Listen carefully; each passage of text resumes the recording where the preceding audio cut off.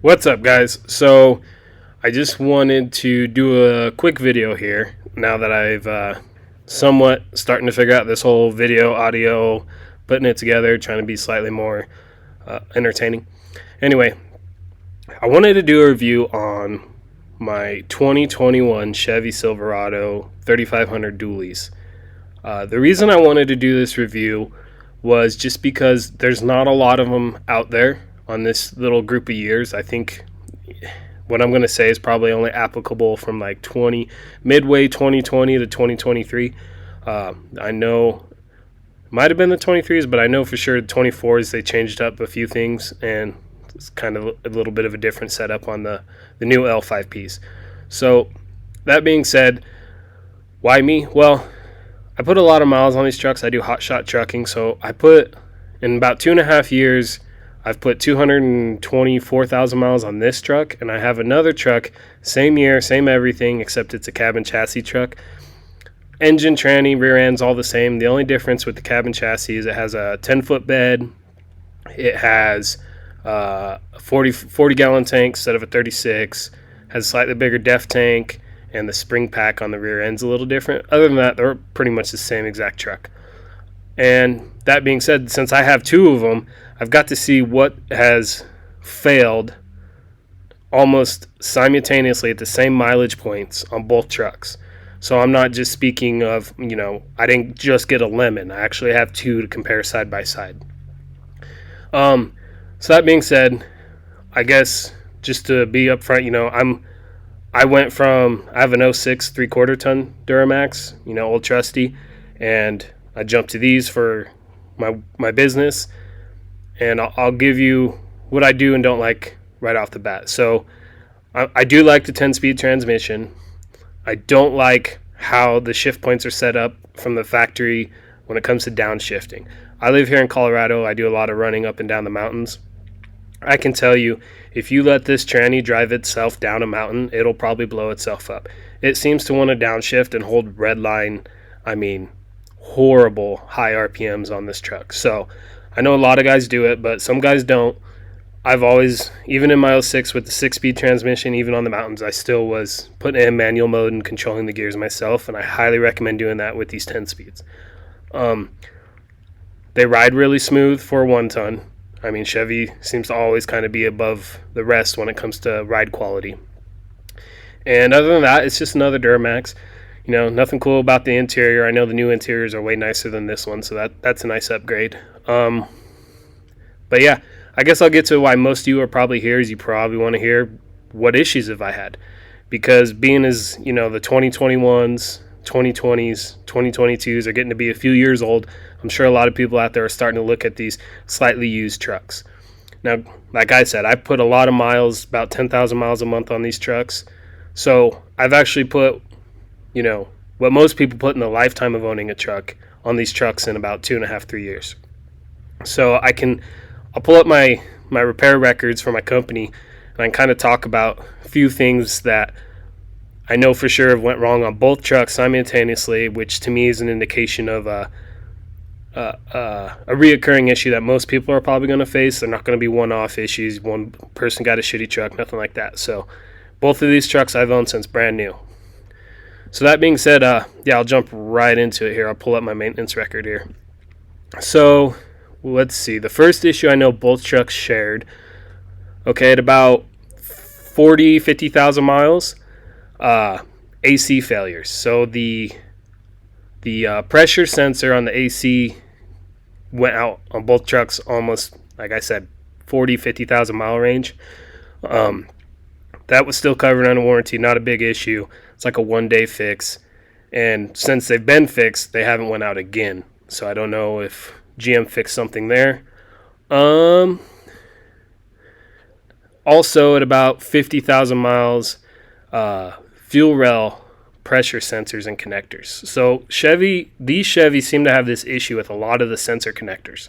The rail pressure sensor, both trucks lost it, I would say, right about 60,000 miles. And you just start getting low fuel pressure codes or some other codes about circuit voltage on the pressure sensor. And once again, for the dealer, simple fix. I haven't done it myself. One truck did have the sensor go out twice, but I feel like there might have been some errors during the first repair. So yeah, that's also gone out on both trucks. But again, I mean, if you were to do that repair yourself, it's 4 or 5 hours of labor, and I think $200 for the sensor, and that's it. Injector pigtails. Okay, so this is a big one. A lot of guys have been putting videos out. I've had number 8, number 7, and number 4. The only 3 I've had issues with. One truck had 8, and the other truck had 4 and 7. It's just that pigtail that clips into the top of the injector. I don't know what's going on there. They get loose. The one truck, I was out of state and I was hauling at the time, so I kind of got the I rode it out longer than I should, and it ended up actually cooking the top plastic of the injector, so they had to replace the injector with it. So that is another thing. If you could fix this yourself, the pigtail's like $30 from the dealer. It's 2 wires, splice, connect, you're fixed. I've done it on the side of the road in 20 minutes on the other truck. Once again, annoying, but not a huge issue. Depending on which injector, though, you kind of have to pull some plastic covers off. It can be a little bit of a bitch. I mean, don't get me wrong. But again, to me, not a huge issue. Let's see what else I've had. Going down my list here. So that's pretty much up until 100,000 miles. Those are the only issues I had. Fuel injector, pigtails, and AC pressure sensor and fuel rub pressure sensor. Now, I will tell you, so on one truck at around 140,000 miles, I started having transmission issues. And I ended up having they had to put a new valve body in the transmission. The other truck at about 104,000 miles, something like that, it actually toasted the entire transmission. So a lot of you are probably curious about that 10-speed. So yes, out of all fairness, I've had to replace the transmission in each truck. So the one truck, we replaced the transmission at, like I said, 100, 105, 110, something like that.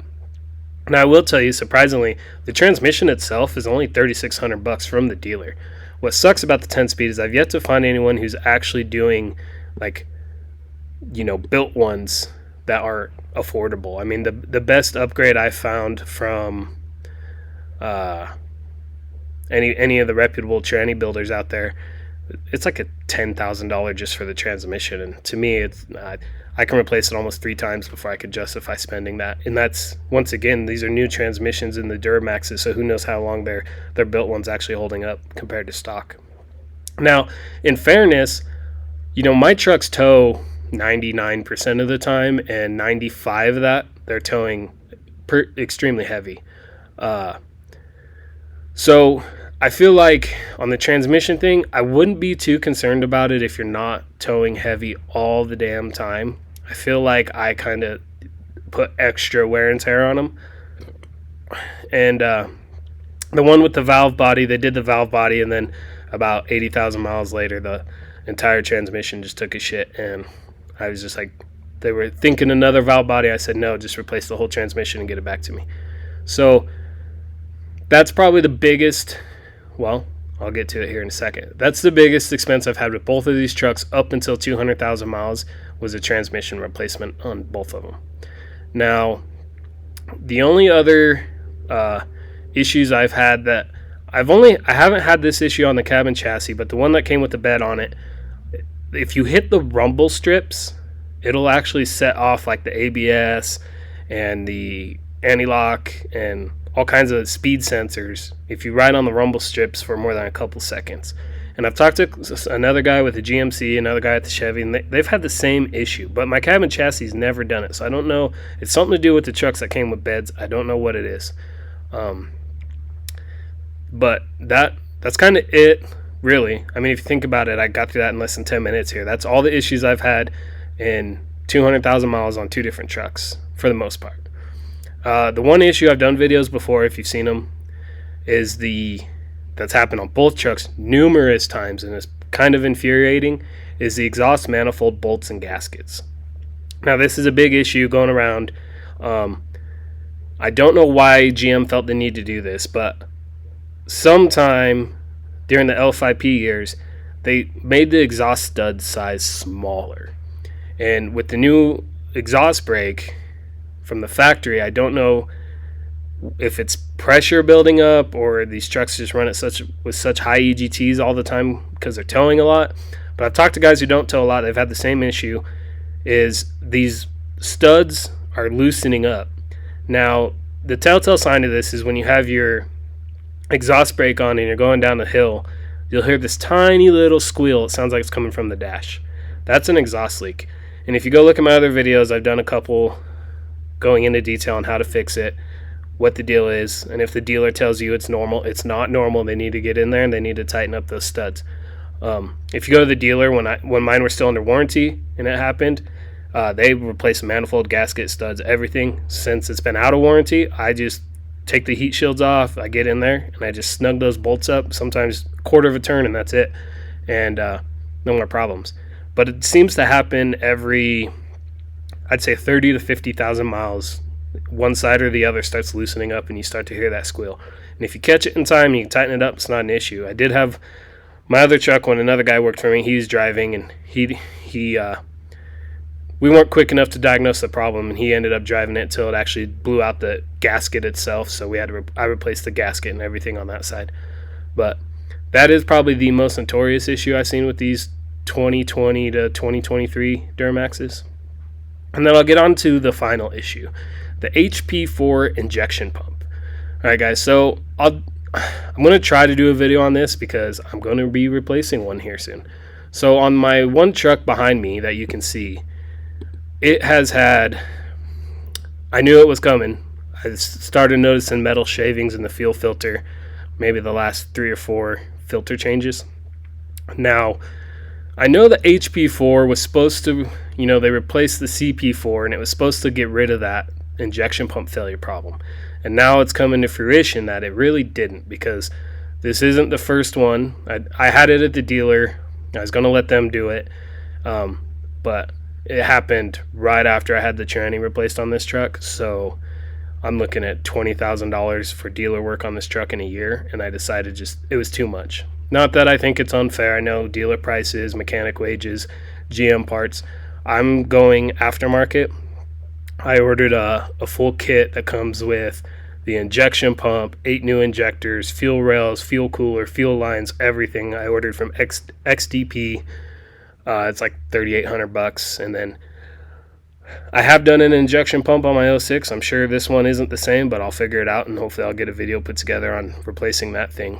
But that is the final issue that I'm starting to see a lot of guys having. And the dealer said mine isn't the first they've seen. So that would be the only other thing I'd look out for, guys, is if you're looking at a used one and it's got, I don't know. I've seen videos where guys are claiming the failure's happening at 50, 100,000. I didn't start seeing any symptoms of an injection pump failure on this truck till 190, 180, something like that. And even then, it's weird. Everyone has their opinions. Some people say a very tiny amount of metal shavings in the filter is normal. I mean, we all know how they rate that stuff. I mean, you'll see manufacturers say losing half a gallon of oil between oil changes is normal, and a lot of us don't think that is acceptable. So, it is what it is. But I would, if you're looking at one and it's over 100,000 and you have any questions, concerns, look at the maintenance, get the Carfax, do what you can. But I wouldn't be afraid to ask them to pull the fuel filter and let you, cut it open and let you see it just to make sure, because these HP4 pumps don't seem to be much. I mean, I know guys with the CP4 pump. Seems like I know a guy that works for a company down the road for me. His company truck, they've done it. They've replaced the entire fuel system 3 times now, and that truck has like 150,000 miles on it. So that would be the only other issue. That being said, for all you guys who aren't Chevy fans, I'm still a bow tie till I die type of guy. All I own is Chevys. An injection pump doesn't scare me. This, compared to some of my other friends in the hotshot industry that are running Dodges and Fords, I've by far had less issues than all those guys. Um, the Dodges were. I'm not gonna. I'll get into that some other video, but I'll just say it seems like I've had less issues than most guys running the trucks as hard as I run them. And once again, when it comes to like the transmissions and all that, it might be a lot different story if you're not working them as hard as I work them. Same with the injection pump. I know another guy who has quite high mileage because he drives all over the country for work, but he's like a supervisor guy, so he's kind of just driving to the job site, checking on dudes. He has like 175 and no transmission issues. He did have a cooling system issue. He had the AC failure, and no, he says there's no sign of injection pump problems, but that is what it is. So that being said, guys, would I recommend buying, this 2020 and a half to 2023 L5P with a 10-speed? Absolutely. Once again, I know a lot of guys in my industry, we all work these trucks really hard, and my Chevys seem to have had less major repairs than most of my other counterparts. The only thing I think they've beat me on is these do not get the greatest fuel mileage towing. They do fantastic empty. Like when I'm not towing anything, highway, I've seen this thing cruising 80 miles an hour, saying it's getting 20 miles a gallon. I've done the math at the pump, kind of adds up most of the time. But if you get something that's not aerodynamic behind this truck, it will just drink some fuel. So keep that in mind if you're towing big enclosed trailers, something like that. If you're not brand loyal, I will be honest and say the Dodge and Ford guys seem to do a lot better on fuel mileage than I do. I average 7 most of the time. If I get like a Connex container behind that where I got 4 feet of brick wall standing behind my truck, I'm getting like 5 miles a gallon at 65, 70 miles an hour. So that being said, I know this was kind of a long video. Hopefully you guys got some value out of it. Hopefully the audio and all this shit kind of syncs up, and hopefully I can get some video of this HP4 replacement and get that uploaded soon as well. Drop a comment, drop a like, subscribe. Let me know what you think. And, see y'all later. Hopefully you got something out of this. Bye.